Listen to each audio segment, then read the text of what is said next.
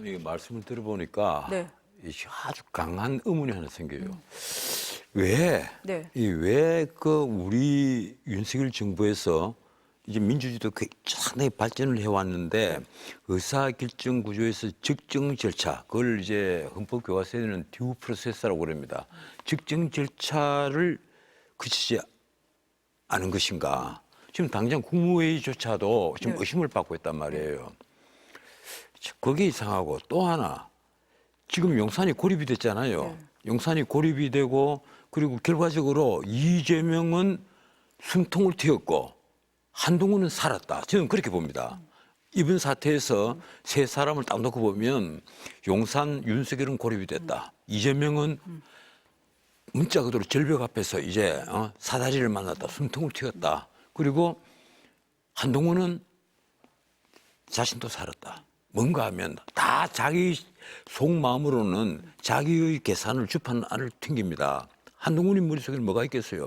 아, 이제 만에 하나라도 윤석열이 끌어내려지면 이제 다음 대선은 지금으로서는 이재명과 한동훈이 싸웁니다. 난 여기 이길 자신이 있다. 그예요. 그리고 이재명은 지금 윤석열 대통령을 끌어내림으로써 자기의 그 항소심 재판을 비해서 뭐 대장동에서 아직까지 창창이 남았고 이제 대장동은 시작을 하고 있으니까요. 그 항소심 가장 걱정이 되는 공직선거법 재판 그리고 위증교사 재판 이런 재판에 대해서 재판 중지를 요구를 할 명분이 생긴다. 대통령이 지금 당장 뭐 하야를 한다거나 아니면 탄핵을 당해서 진창에 빠져버리면 결국 다음 대선이 부각이 된단 말이에요. 곧장 몇 달 뒤에는 대선이다 이렇게 부각이 되면 문자 그대로 여야 간에 엄청난 이제 치열한 또 전쟁이 벌어지거든요. 국가 아니 내전 상태로 갑니다. 그렇게 되면 당당하게 사법부에 자 재판 중지해 주시오. 미국이 전례도 있지 않느냐. 트럼프도 기소돼서 재판받다가 중지되고 나서 대통령이 당선돼서 저렇게 하고 있다.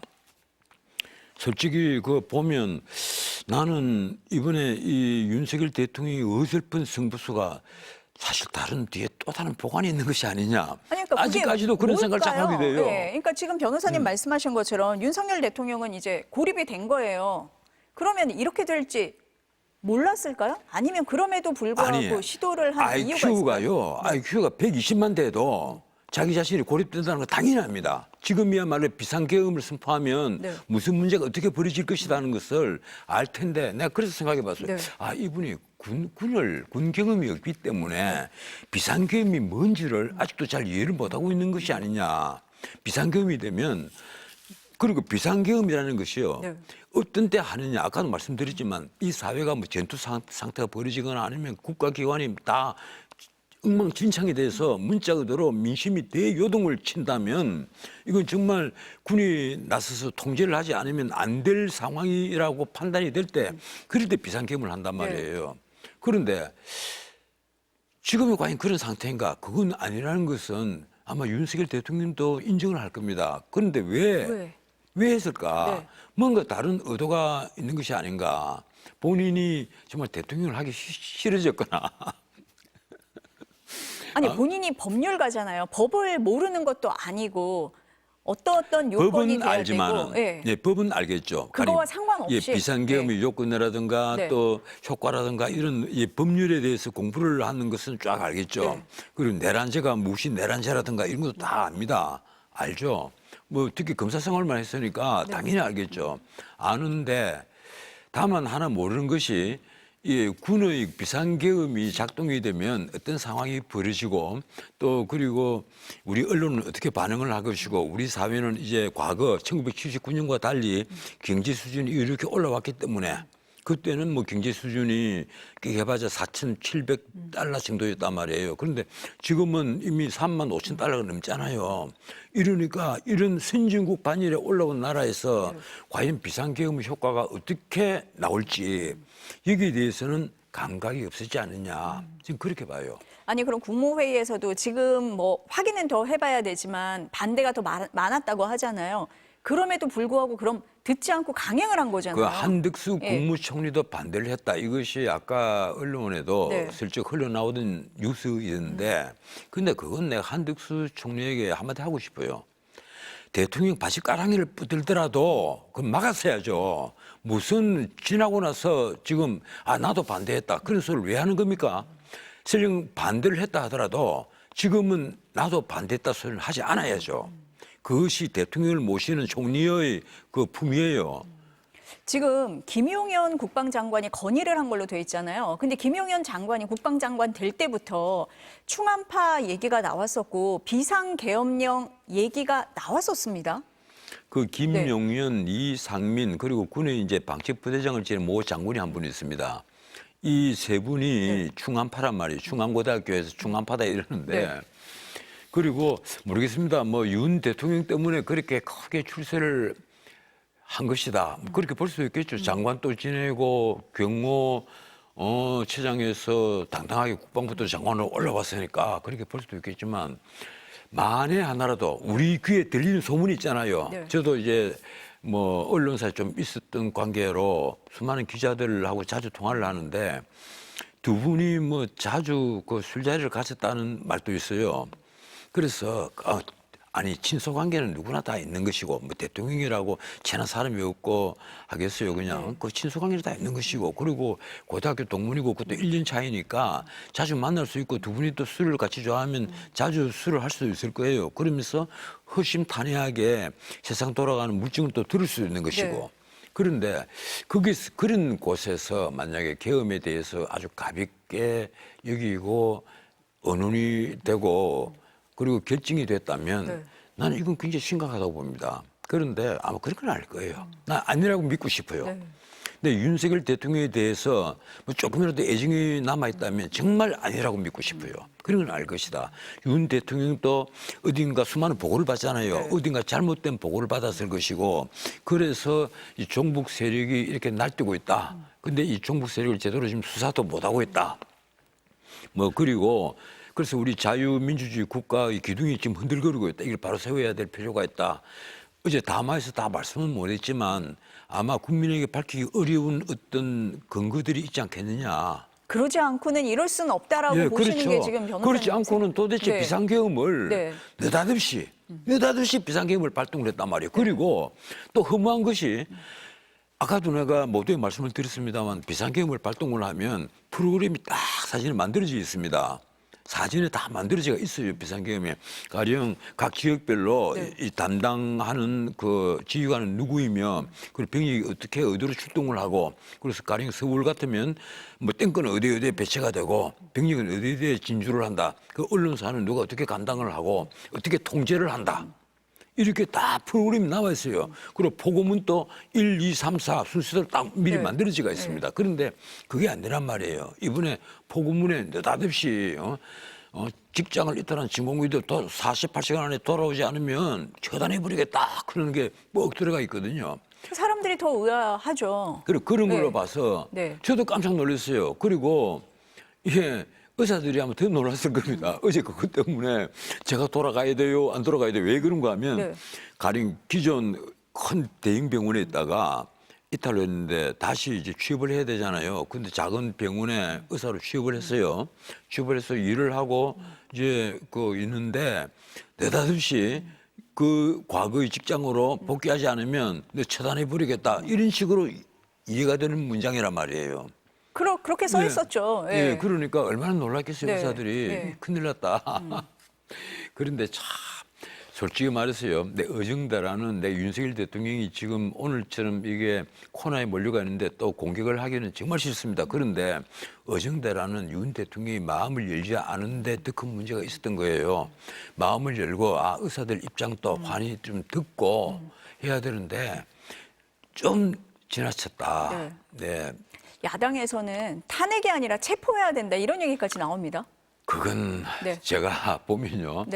야당이 조금 오버하는 겁니다. 왜 그런가 하면 윤 대통령이 가장 결정적으로 그 지금 탄핵 소추를 하면 이제 심사를 받겠죠. 헌법재판소에서.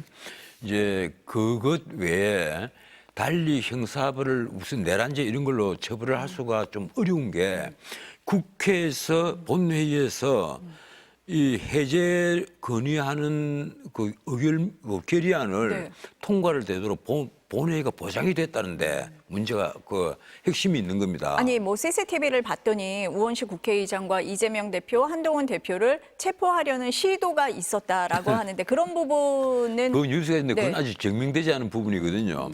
그런 그 부분이 다 아마- 증명이 돼야 된다. 아마 예. 그런 건 있을 거예요. 그 이제 군에서 누가 또 과잉 충성하는 사람들이 실사 그런 장면이 뭐 CCTV에 일부가 있다고 하면 아마 나중에 왜 그런 일이 벌어졌는가 수사가 되겠죠.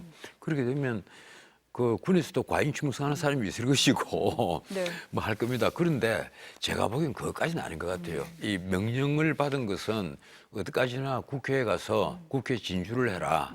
그까지 명령을 받았고 보고문에도 정당 활동 금지가 적혀가 있단 네, 말이에요. 네. 이러니까 국회에 지금 각 당의 그 대표실이 다 있고 회의실이 다 있지 않습니까? 네.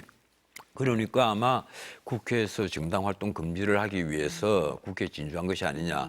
만약에 본회의를 금지를 할 생각 같았으면 260명보다 더 많은 병력이 갔을 것이고 그게 뭐 그리고 일선까지 전달이 안 됐다는 얘기도 나와요. 그건 다 추측성 그 네. 얘기죠. 네. 다 너무 갑작스러우니까 지금. 그렇게까지 네. 갑자기 지금 현재의 통치 권력을 계속해서 비하하고 악마화해버리면 이 문제는 더 커집니다. 그 윤 대통령이 내가 뭐 미륵이라고는 얘기하지 않겠어요.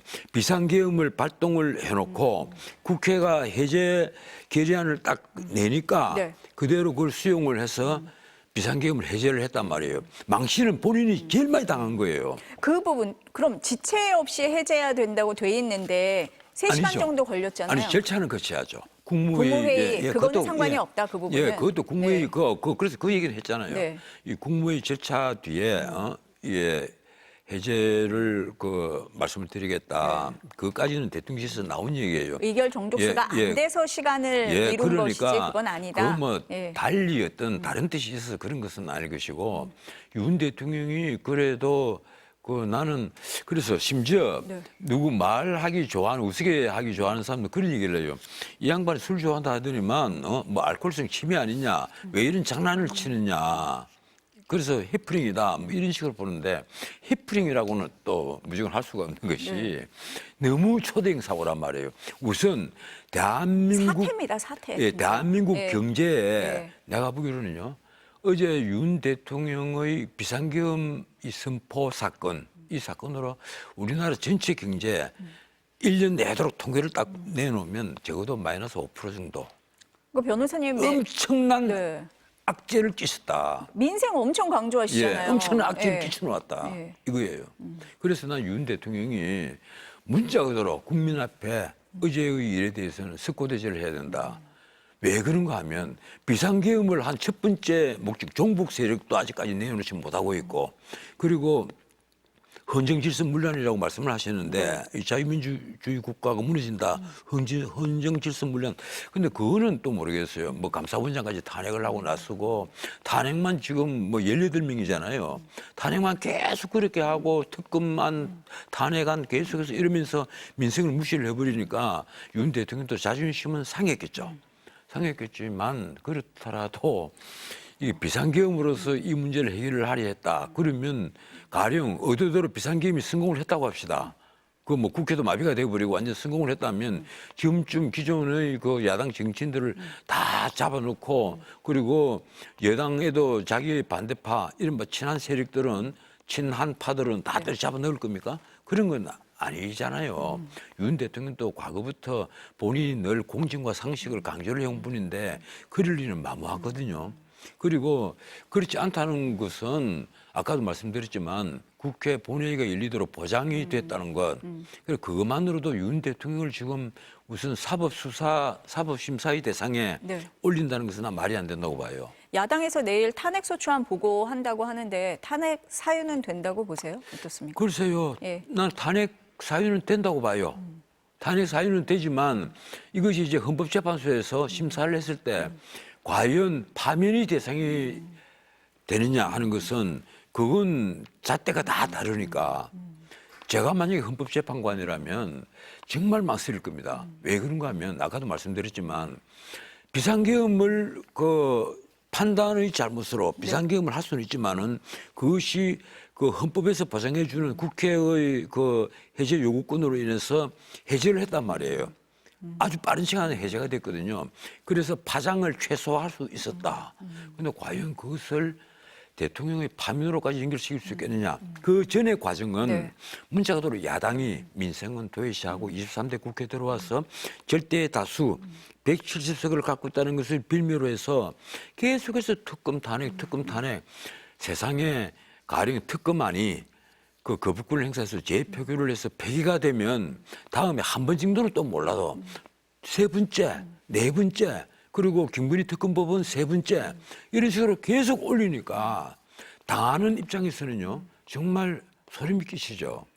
이대로는 안 되겠다. 그 대안이 그래서 그런 대안으로 이제 비상계엄이라고 비상계엄을 하면은, 해버렸는데 그 네. 앞에 빌미를 준 것이 예산안 677조를 내놓았는데 4조 천억을 깎았다. 예, 내가 가령 이재명 대표고 내가 야당 같으면 자 이거 우리 지출 경쟁합시다.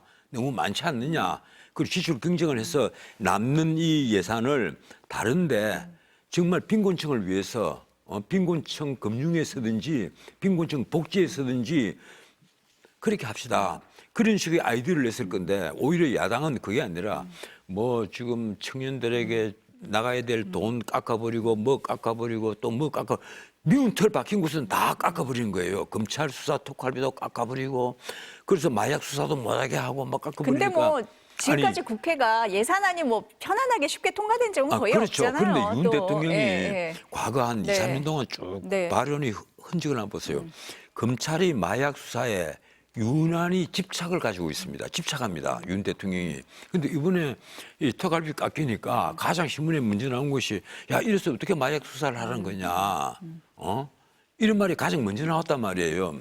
그래서 윤 대통령이 보면 특히 이제 검찰총장 출신이니까 야 이거 너무한 거 아니냐 하는 생각이 들었을 거예요. 이렇게 국정을 마비를 시키면 내보고 어떻게 대통령을 하라고 하느냐. 그래서 그걸 전부 다 국정 혼란 세력으로 보고 또 우리 야당 중에 일부를 종북 세력으로 본지는 모르겠습니다. 실제 우리나라에 내가 보기에는 간첩 잡은 지 너무 오래됐어요. 종북 세력들 정말 많이 있을 겁니다. 요 사이는요, 이메일로 마구 정보가 오고 가고 할 수가 있으니까. 그래서 나는 우리 국정원이 언제 재기능을 하는 다시 과거의 국정원 같이 문자 그대로 대북 용의점 수사를 제대로 할 수 있는 그런 국정원이 되느냐 지켜보고 있는데 이미 대북 용공 수사는 경찰로 다 넘어가 버렸어요. 그것도 그 걱정입니다. 부분까지는 뭐 저희가 나중에 논의를 한번 뭐 예. 기회가 되면 하기로 하고 어쨌든 비상계엄 선포로 이 대응하는 이번에- 방식에 대해서는 예, 이번에 다들, 제가 네. 한마디 더 네. 하자면요. 네. 차제에 정말 잘 됐다는 생각을 해요. 민주당도 어차피 지금 이재명 1인 정당에 그 플랜 B가 없이 매달려 왔잖아요. 그 이번에 이재명의 항소심 문제가 결정이 되면 당을 새로 바꾸든지 리뉴얼 하든지 그걸 리뉴얼이라고 해야 됩니까? 그렇게 하든지 아니면 새로 완전히 없애버리고 새로 창당을 하든지 뭐 434억 잠깐 돌려줘야 될 판이니까. 그리고 국민의힘도 지금 그 한동훈 대표가 뭐 윤석열 대통령 보고 나가라 뭐라 할 수 없습니다. 두 사람의 뿌리는 같은 뿌리예요. 이왕이면 두 사람 다 나가서 아니면 새로 당을 만들든지 하고 어차피 보수도 새로운 출발을 해야 되지 않느냐. 나는 정말 이제야말로 우리 정치 지형이 바뀔 때 이 진보도 그렇고 보수도 그렇고 제대로 자기 정체성을 가지고 있고 그래서 정책들을 제대로 가지고 있으면서 국민들에게 그 정책으로서 상품을 내놓고 자 우리 상품을 사세요 하고 국민들에게 제대로 이게 읍소를 하는 그런 선진 민주정으로 우리가 도약할 수 있는 기회가 아닐까 이렇게 봅니다. 이번의 그 비상계엄 이걸 마쳐도 해프닝이라고 부른다면 정말 좋은 기회가 아닌가 저는 그렇게 생각합니다. 이왕이면 저희는 사태라고 부릅니다. 예, 네. 4년 중임제로 개헌 또 하고 얼마나 좋아요. 뭔가 완전히 바뀌는 그런 상황이 돼야 된다. 바뀌는 어떤 네. 이 계기가 되었으면 정말 대할 나위 없이 좋겠다. 네. 이왕 윤 대통령이 사건은 잘 만들어 놓았다. 네, 오늘 말씀 여기까지 예. 들어야 될 것 같습니다. 알겠습니다. 네, 감사합니다. 예, 고맙습니다.